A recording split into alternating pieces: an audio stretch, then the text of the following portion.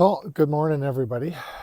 Um, this is a little bit of a rant video, to be perfectly honest. I don't really like to do this kind of thing, but I thought I'd take the dog out for a walk and talk to you guys and talk about some of the stuff that's on my mind. Primarily, the thing that's really upsetting me right now, and it should upset a lot of people, is this ridiculous ban in Nova Scotia on walking into the woods. I fully recognize that there are some really legitimate reasons to be serious in terms of preventing wildfires, brush fires, forest fires. I get that. I totally do. And we live in an age of amazing technology. We have satellites, we have drones, we have aircraft, we have so many different sensors and detection systems at the tip of our fingers. And in my view, fighting these wildfires effectively is a technological problem. It's not a citizen's problem. It's not your fault that there are forest fires. And of course, unless you are actually out there starting fires or you're being careless. But let's not forget that fires happen naturally. Fires have happened throughout the history of this planet due to things like lightning. And I get it, you've got dry conditions, sure. But again, we live in the most advanced level of technology in humanity's history. So you can't tell me that this is not a technological solution. You're not going to get 100% of the fires put out 100% of the time. No. But instead of looking to technology to solve the government's problems, which we fund through our taxes, it is their responsibility to ensure that the public is safe. It's their role. And yet they're saying it's your fault. It's your fault if you go into the woods. And so therefore, we are going to justify and restrict your freedoms. Now, a friend of mine, Jeff Evely, you've probably seen the video, he's now gone into the woods on purpose in Nova Scotia, and he has successfully gotten himself a $28,000 plus fine for going into the woods on purpose. And he explains in the video the reason he did it was because the last time during COVID, he didn't get a ticket, so he couldn't get standing in court to go and fight the tyrannical lockdowns. Well, he has succeeded now, and I, for one, stand with Jeff. I support what Jeff did. And it's incredible that a guy like Jeff, who is a Canadian military veteran, is taking the lead on this all by himself. And I think as a public who have endured the COVID lockdowns, I think we have an obligation to stand alongside people like Jeff, who have been courageous to take the lead under their own initiative and to fight back and make things better for all of us. Because if we don't stand up to this again, we're going to end up in another situation like we were during the last big event in lockdown history. So this is obviously one step away from some form of a climate lockdown, which a lot of people for quite a while have been talking about, saying climate lockdowns are next. 15-minute cities are becoming a reality. And look at the pattern to this. It's not hard to see. They justify these things for your safety, and everybody talks about that. Everybody knows that. But how much of it is actually true? Because, in section 1 of the charter, we talk about demonstrably justifying the reduction in your rights and freedoms. Yet they never actually provide the justification that is so demonstrably justified. So it's just trust us. We're the government. We're here to help, which everybody has learned is entirely not true. I don't like the direction of the country that I live in. I don't really like the direction that the American government is going in. And it all stems from the hubris from these omnipotent, benevolent politicians. These people are representatives. They're not kings and queens, dukes, lords, governors. They're none of these things. Yet they believe that they're not here to represent the public. They're not here to represent the interests of the public. They're here to lord over us. And I find it disgusting, to be honest. And I want to talk a little bit about Jeff, because Jeff is a Canadian veteran, like I said, and I'm pretty sure, I'm 100% sure he served in Afghanistan. So when you join the Canadian military, or any military, you take on something called unlimited liability. And that is a legal contract between you and the government of Canada that you could be, in a time of war, ordered to your certain death.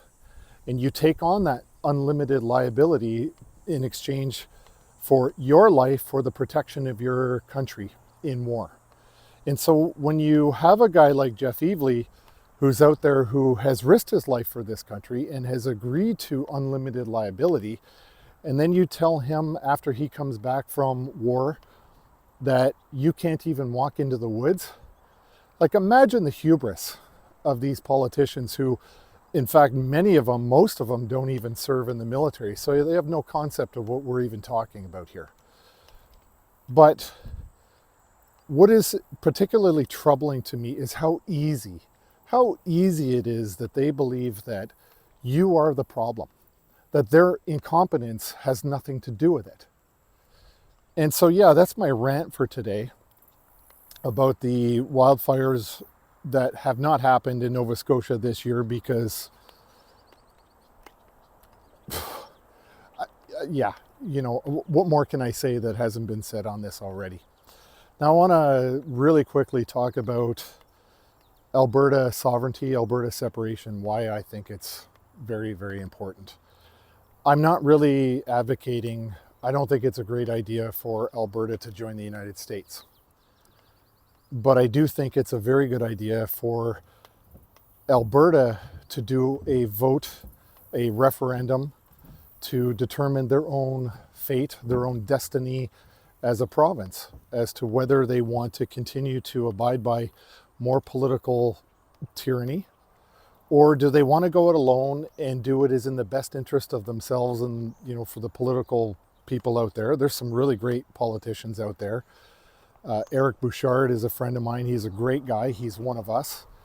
And he's fighting for a prosperous Alberta, which everybody should be. But one of the reasons I think that Alberta should go alone is because they become the 51st state, as an example. They're number 51 in line behind all the other established, long-standing states in the U.S. Republic. And I don't think that that really serves Alberta all that much. The other issues I think about in Alberta is they've got several military bases there. They have a lot of loyal Albertans out there.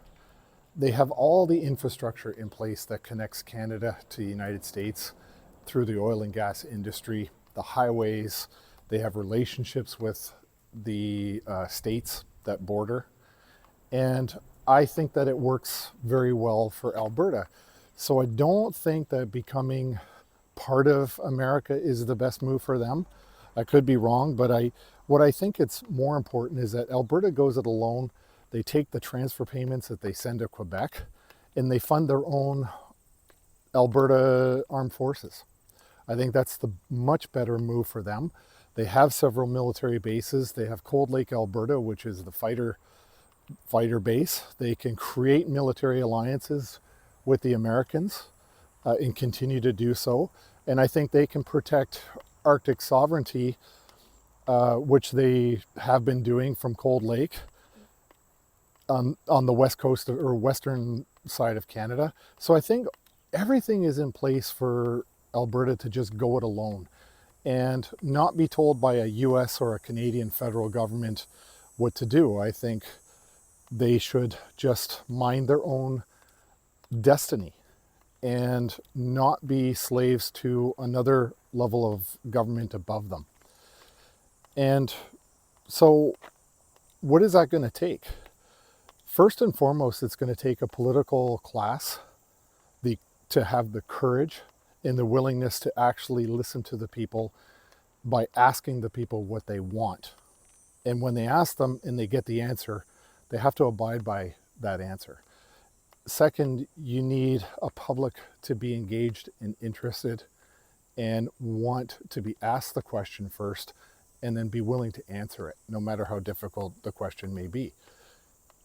Once you do that, then, you know, what we know under the Clarity Act, and Keith Wilson has mentioned this several times in interviews, is that there are mechanisms in place because of the 1995 Quebec referendum, which led to the Clarity Act in 1998, which is now actually making life a lot easier for Alberta should they choose to go it alone and impose their own sovereignty against Ottawa.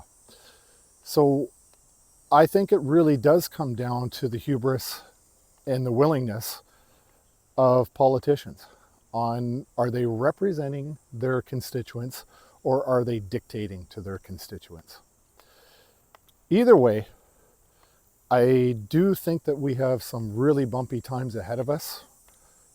I think that planning and preparedness are important.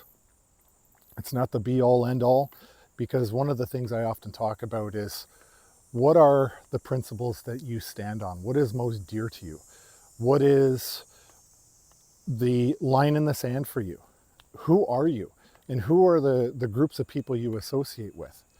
So what I would encourage people to do, because I know I travel across Canada and I've been allowed to speak at several little group meetings, and usually the groups are no more than 50.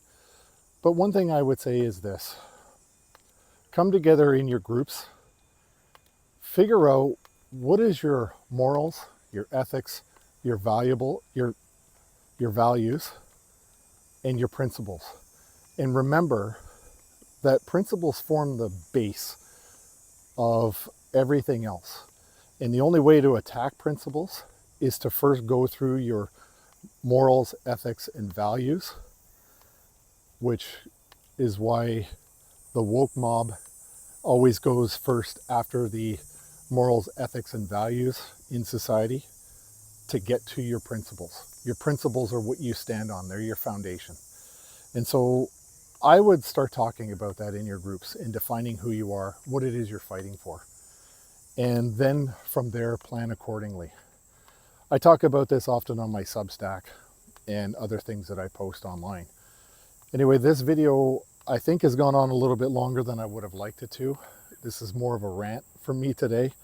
I'm heading off to Quebec for a couple of days to Montreal. And yeah, I'm just enjoying some time with family and my closest loved one. And yeah, I hope you have a great weekend, everybody. Thanks for watching.